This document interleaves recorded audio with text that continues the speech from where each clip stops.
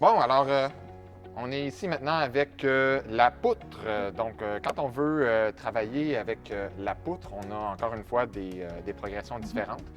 Donc, ce qu'on a travaillé plus tôt était les postures, entre autres, et quelques déplacements. Donc, on va commencer avec des postures plus statiques sur la poutre pour prendre le pouls de tout ça. Puis ensuite, on va monter tranquillement pas vite dans les niveaux. Oui.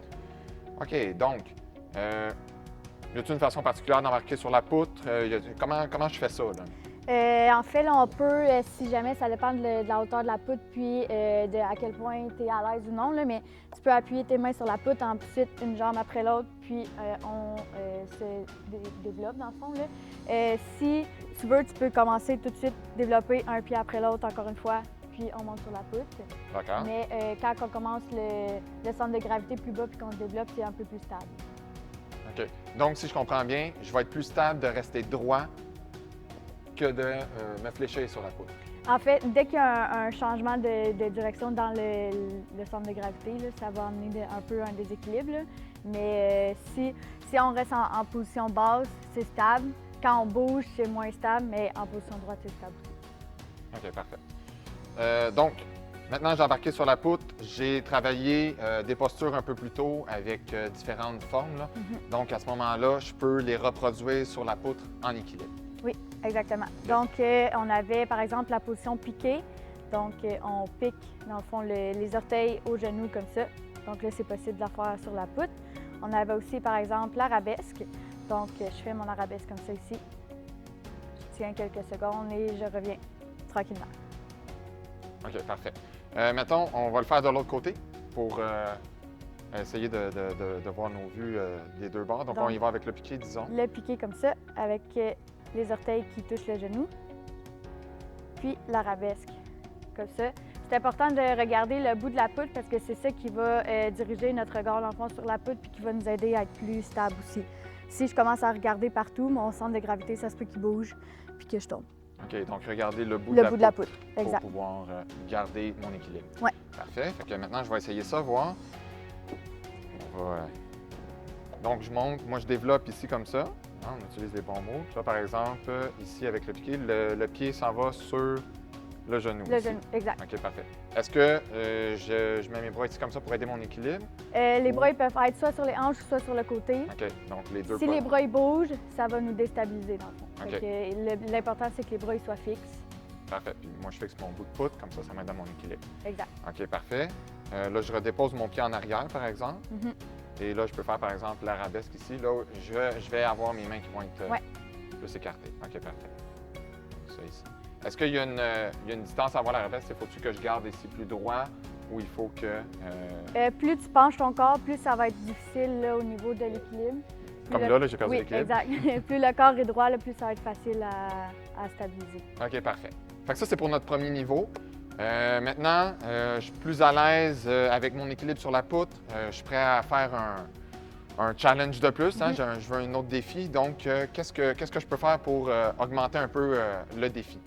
Dans le fond, on peut ajouter des déplacements sur la poutre. Donc, comme on a vu tantôt, c'est possible de faire des piqués en déplaçant.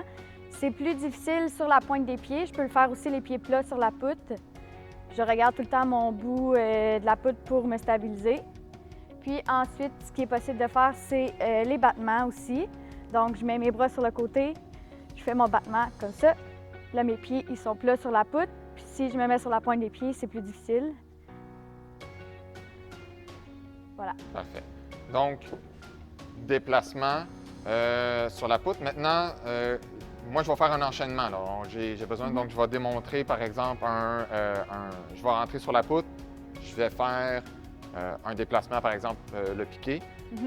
Je vais faire une posture au centre et je vais terminer mon chemin en faisant le déplacement. C'est ça. Donc, disons, je commence ici, puis je veux démontrer, par exemple, un enchaînement. Donc là, j'y vais les mains sur les hanches, le piqué comme ça ici, les orteils qui pointent vers la poutre, j'imagine. Oui. Comme ça. Fait que, par exemple, j'y vais avec un arabesque. Toujours en regardant le bout de la poutre. Je dépose. Comme ça. Super. Puis à la fin de la poutre, c'est possible d'ajouter une sortie. Donc on peut faire, comme on a vu dans les sauts tantôt, on peut faire un saut droit ou un saut groupé en bas de la poutre avec une belle réception. Oh, avec une belle réception. Fait que, comment je fais ça, une réception? Une réception, dans le fond, on va venir fléchir les genoux pour amortir, puis les deux bras en avant là, pour s'assurer que ce soit stable. Fait que, par exemple, le saut droit, je vais faire ça ici, comme ça. Exactement. Pas mal. T'es fier de moi, hein? Ça, c'était donc notre deuxième cycle. Oui. OK. Là, le troisième cycle, c'est avec le pivot. OK, donc c'est ça. Là, j'ai réussi, j'ai traversé ma poutre, j'ai fait un enchaînement, déplacement, posture, déplacement et même une sortie. Qu'est-ce que je fais pour ajouter un petit peu encore de complexité à tout ça? Le mouvement qu'on peut rajouter, dans le fond, c'est qu'on va venir rentrer sur un bout de poutre. Ensuite, on peut faire un déplacement jusqu'au bout de la poutre, par exemple les battements. Ensuite, à la fin, quand j'arrive au bout de la poutre, je vais rajouter un pivot. Le pivot, ça rajoute un niveau de difficulté parce que je vais changer mon regard de place.